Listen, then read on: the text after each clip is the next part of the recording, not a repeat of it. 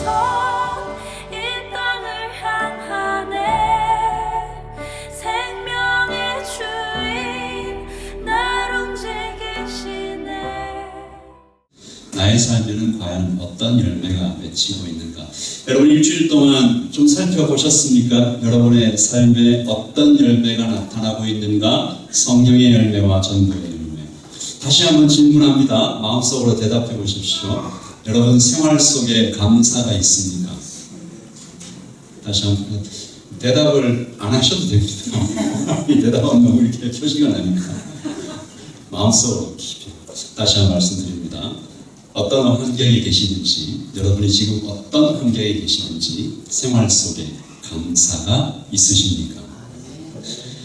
그리고 드리는 예배에 하나님이 주시는 기쁨이 있으십니까? 하나님께서 주신 돈과 하나님이 주신 시간을 하나님의 뜻대로 사용하고 계십니까? 이 세 가지 질문을 우리는 평생 하나님 앞에서 대답하며 살아야 하는 것 같습니다. 그리고 우리는 지난주에 주님께서 내 마음의 밭을 성령께서 갈아엎어 주시기를 기도했습니다. 지난 락다운을 보면서 혹시 집에서 이렇게 예배 드리면서 혹시 나태해졌을지 모르는 우리의 신앙을 살펴보았습니다. 가시와 잡초가 여기저기 나 있는 모습은 혹시 아닌지. 제가 그 예를 한번 들었지 않습니까? 저희 집에 있는 잡초를 제가 뽑는데 몇 달 전에만 뽑았으면 그냥 깔끔하게 뽑았을 텐데 이제는 뭐 이렇게 무성해져서 혼자 힘으로 될 수 없는, 이제 다시 무릎을 꿇고 주님, 저는 무리가 아니라 제자의 모습으로 살아가고 싶습니다. 우리 모두 부드러운 땅, 열매 맺는 땅, 축복의 땅, 형통한 인생으로 살아가기를 원합니다라고 기도했습니다. 성령님, 묵은 땅을 갈아엎어 주시옵소서. 저를 한번 따라해 주시겠습니까? 성령님, 묵은 땅을 갈아엎어 주시옵소서. 여러분, 이 기도는 한 번만 하는 것이 아닙니다.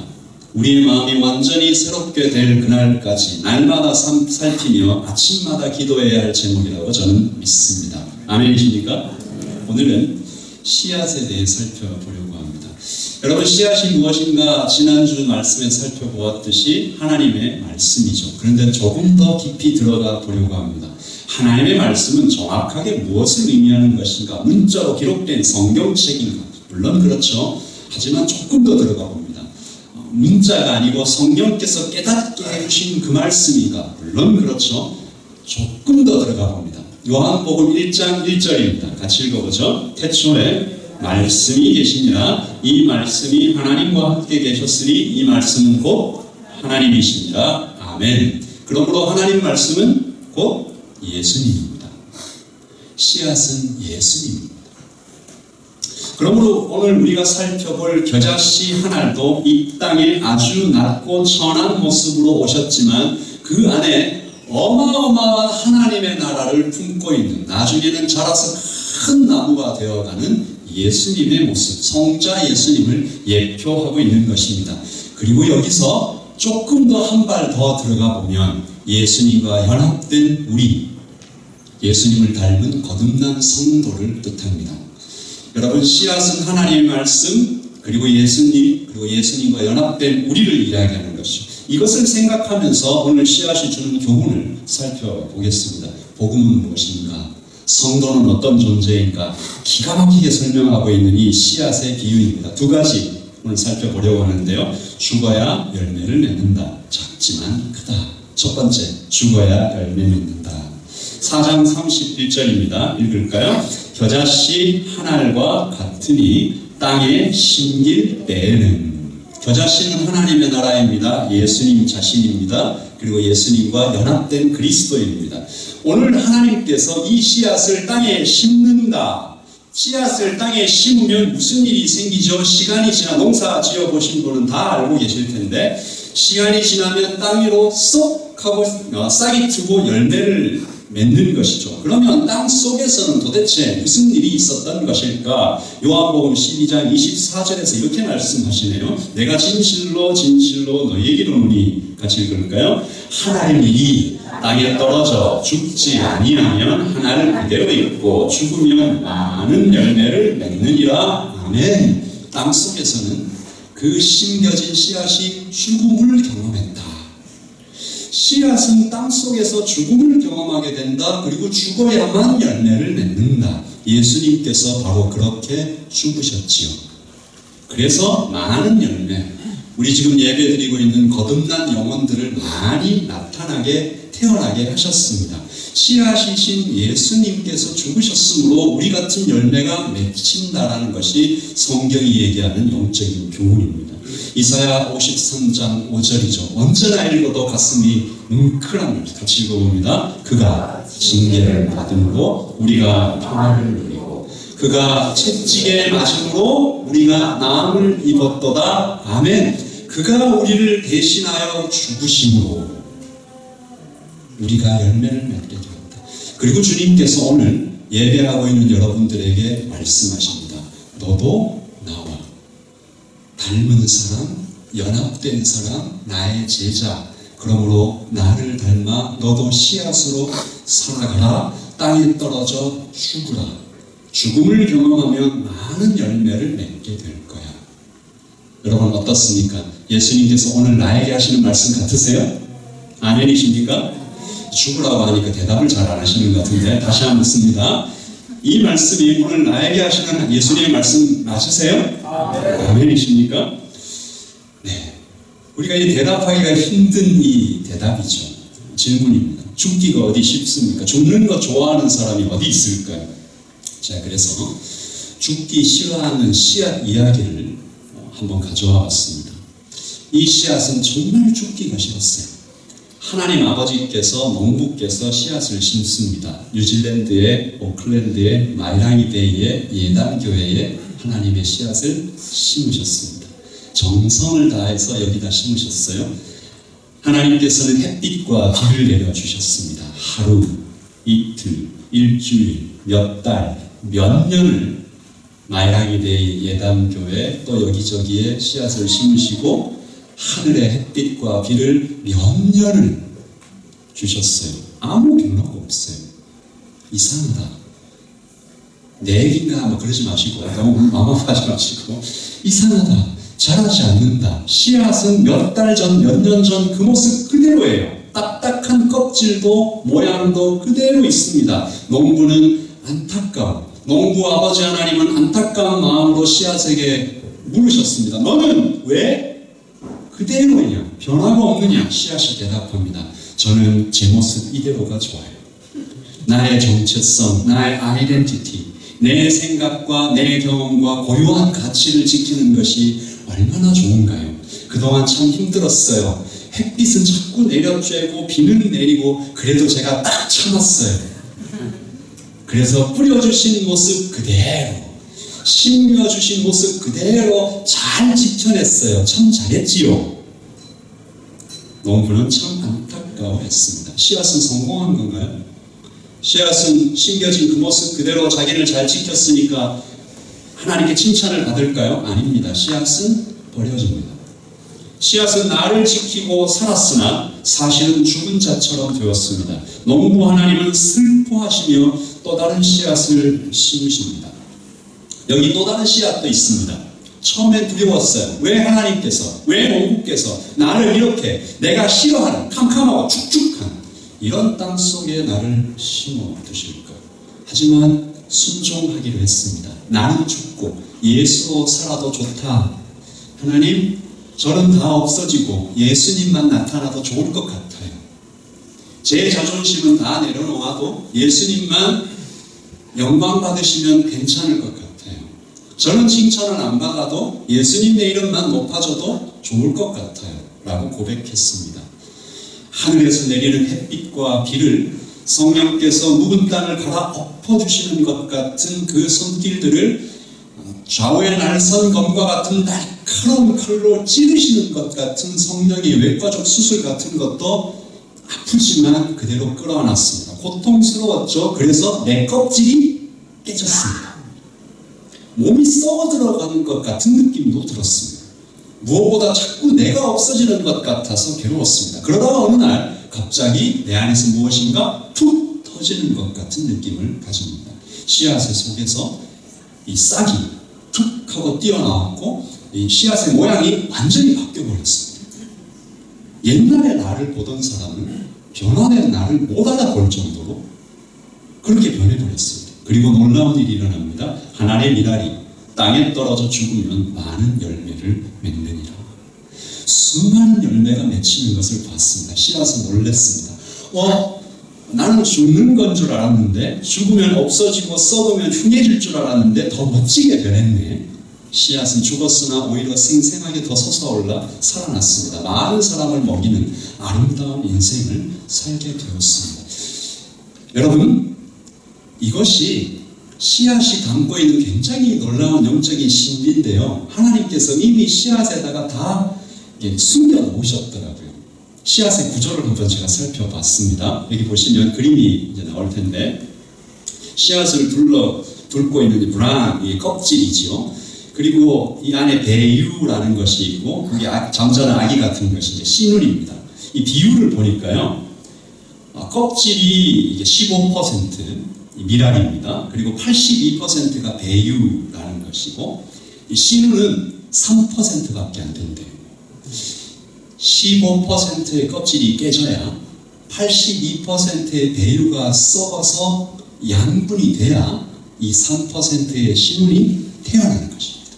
진짜 생명이 태어나는 것입니다. 껍질과 배유를 다 합쳐보면 97%고 씨눈은 3%밖에 안 돼요.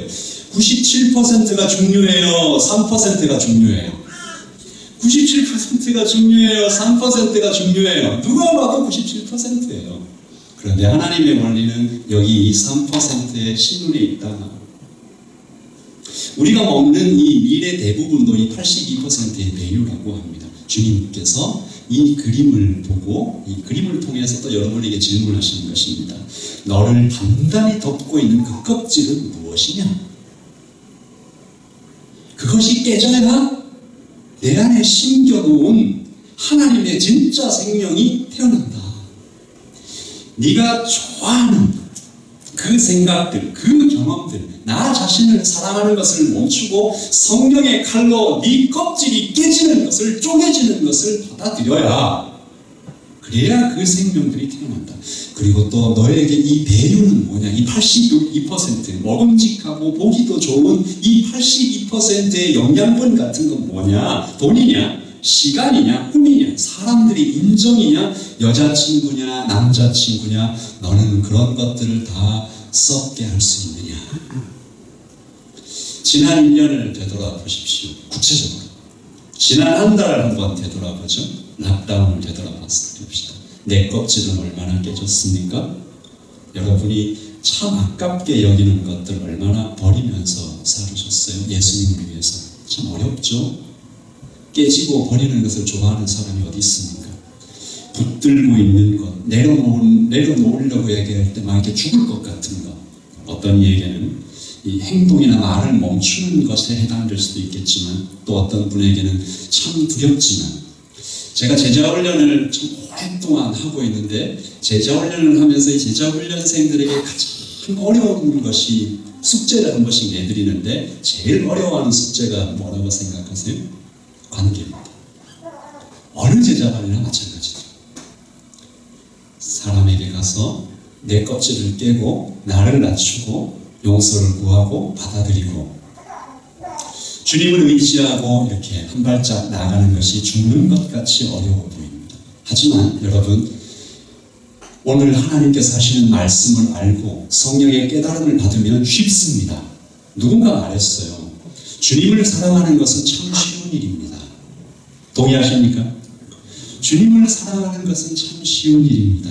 주님이 얼마나 아름다우신지, 나를 얼마나 사랑하시는지, 그분이 가지고 있는 그 축복의 양과 놀라운 것들을 한 번만 보면, 한 번만 경험하면 우리는 아주 당연히 그분을 사랑하게 될 것입니다.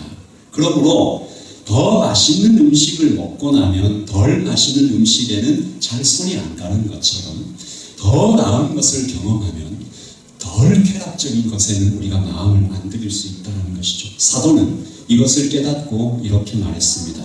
우리 다 똑같은 마음이잖아요. 빌립보서 3장 8절입니다. 우리 다 같이 읽습니다. 시작. 예수 그리스도를 위하여 나는 모든 것을 버렸습니다. 모든 것이 쓰레기처럼 아무런 가치가 없다는 것을 이제 압니다. 이로써 나는 그리스도를 알게 되었습니다. 아멘. 이 말씀도 마찬가지죠. 죽어야 열매 맺는다. 버려야 예수님을 알게 된다. 버려야 산다. 죽어야 열매 맺는다. 사도는 놀랄 만큼 많이 가진 사람이지 않았습니까? 유대인이라는 껍질, 랍비라는 더 두꺼운 껍질, 로마 관원이라는 달콤한 배유, 그가 쌓아놓았던 학식과 인맥 다 버리고, 지금 이대로 가기만 하면 높은 자리로 올라갈 수 있다고 했는데 그거 다 버리고 보장된 미래를 떠나 더 좋은 것, 더 기가 막히게 신비로운 것, 부활하신 주님을 만나니까 그냥 쓰레기처럼. 여기 이 쉬운 성경에는 쓰레기라고 번역되어 있는데 원문을 좀 더 자세히 들어가 보면 사실은 배설물입니다. 똥이에요, 똥. 똥같이 여겼습니다. 그런 뜻이죠. 여러분, 이것이 바로 씨앗이 가지고 있는 복음의 진리입니다. 씨앗을 볼 때마다 다시 기억하고 또 마음에 새겨야 하는. 여러분, 주변에서 밥 드실 때마다 한 번씩 기억하십시오.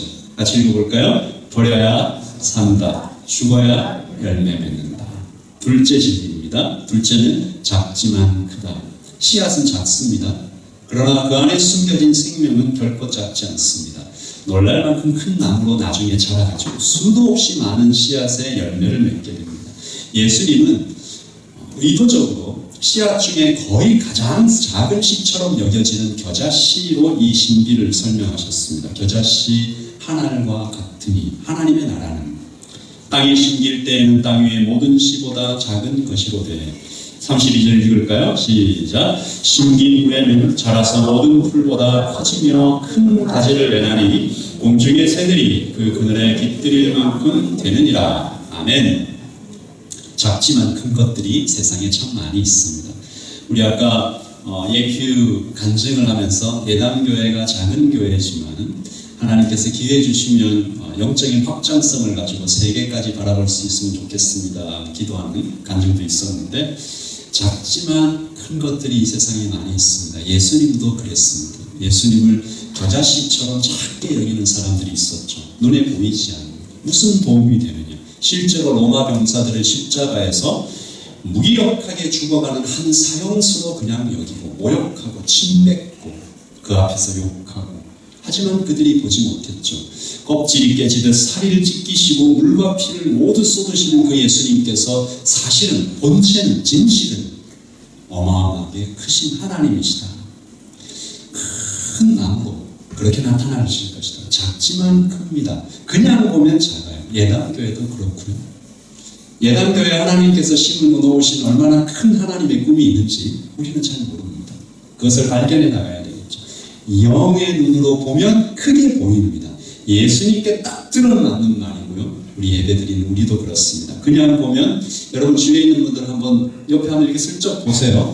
그냥 보이면 너무 작아 보이기도 하시죠. 네. 제가 계속 설교를 하면 싸움 날 수도 있겠네요. 그냥 보면 잘 안 보입니다. 옆에 있는 분들 가진 것도 없고 못난 것도 성이고 자주 넘어지고, 제 얘기입니다. 실수하는 그저 그런 많이 부족한 사람처럼 보일 수도 있지만 영적인 눈으로 보면 진짜 그 사람이 보이는데, 하나님이 그 사람을 위하여 목숨을 버리신 세상에서, 우주에서 가장 귀한, 천하보다 귀한 사람, 우주보다 귀한 사람, 하나님의 사랑을 받는 사람, 영원한 생명을 가진 사람. 그러므로 중요한 것은 눈에 보이는 크기가 아니고 그 안에 정말로 숨겨진 영적인 가능성이라는 것이죠. 그러므로 고린도 후서에서 사도는 교회를 향하여 외치는데요. 여러분, 고린도라는 큰 도시 안에 고린도 교회는 정말로 보잘것이 없었어요. 가진 것 하나도 없고, 그래서 때때로 위축됐습니다. 그래서 고린도 교회에게 사도가 편지를 쓰면서 마음에 벅찬 감격을 가지고 이렇게 말했습니다. 우리가 주목하는 것은 보이는 것이 아니요 보이지 않는 것이니, 보이는 것은 잠깐이요 보이지 않는 것은 영원함이라. 우리 같이 한번 읽어요. 시작. 우리가 주목하는 것은 보이는 것이 아니요 보이지 않는 것이니 보이는 것은 잠깐이요 보이지 않는 것은 영원함이라. 아멘. 우리 책을 읽었던 한 칼럼을 소개하려고 합니다. 소개하기 전에 잠깐 영상을 보고 계속 말씀을 전하지요.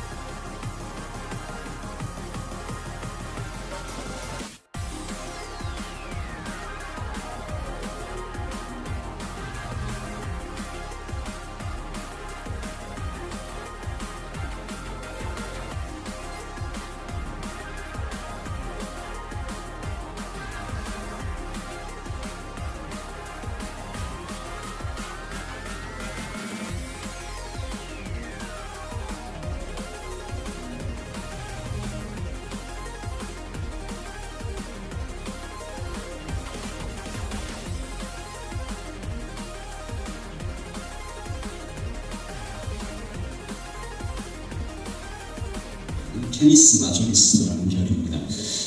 우리가 관측할 수 있는 별 중에 가장 큰 별이라고 하네요. 지구보다 7,000조 배가 더 크다고 합니다. 7,000조가 여러분 7,000조의 숫자를 감이 오시나 봐요. 제가 이 얼마나 큰 숫자인가 좀 살펴봤는데 100만 초 며칠 같아요? 100만 초가 12일이라고 합니다. 그러면 7,000조 초는 2억 1천만 년이라고 합니다. 그만큼 큰 숫자죠. 그런데 가끔 남자들이 연애를 할 때 저 별을 따줄게 라고 말하는 것이죠. 이 케니스 마조리스라는 별이 들었다면 얼마나 황당할까. 내가 저렇게 그냥 막 따주고 이런 정도의 사이즈인가. 여러분 왜 이런 일이 생길까요? 거리가 너무 멀기 때문입니다. 별이 너무 멀리 있기 때문에 작아 보여요. 4,892광년만큼 떨어져 있답니다. 빛의 속도로 가도 4,800년이 걸릴 만큼 멀리 있으면 먼지보다 작아 보입니다. 근데 여러분이 이 주먹이나 조그마한 공이 있다고 생각해 보시면 이 공을 눈앞에 갖다 대면 이것은 커 보이죠. 그러니까 중요한 것은 실제 크기가 아니라 거리라는 것입니다. 눈앞에 있는 것은 좀 커 보입니다. 그래서 많은 사람들이 영원하고 위대한 하나님의 나라가 아니라 눈앞에 있는 작은 골프 같은 세상을 위해서 눈물을 흘리고 피를 흘리고 서로 싸우고 영혼을 팔고 그렇게 살아간다는 것입니다. 한 선교사가 이런 말을 했어요. 영원한 것을 위해 영원하지 않은 것을 버리는 사람은 바보가 아닙니다. 그런데요, 우리 주 예수님께서는 정확히 반대의 행동을 하셨습니다. 영원하지 않은 유한한 존재의 사람을 위해서 영원하신 자신을 드리셨다는 것이죠. 잠깐 있다가 사라질 사람에게 조건 없이 온몸의 피를 다 쏟으시면서 십자가에서 죽으신 이 칼럼을 쓴 작가는 이렇게 말을 맺습니다. 저 별을 줄게 라는 말을 진짜로 하실 수 있는 분은 오직 한 분 예수님밖에 없으시다. 그리고 주님은 정말로 그렇게 하실 만큼 우리를 사랑하신다. 여러분 그러고 예배를 마치고 하루 이 일주일의 삶을 살아가실 때 거리 계산을 잘 하십시오. 눈앞에 있는 것이 커 보인다고 큰 것이 아닙니다. 멀리 떨어져 있으면 영원하신 하나님, 무한하신 하나님도 작아 보일 수밖에 없다는 것이죠.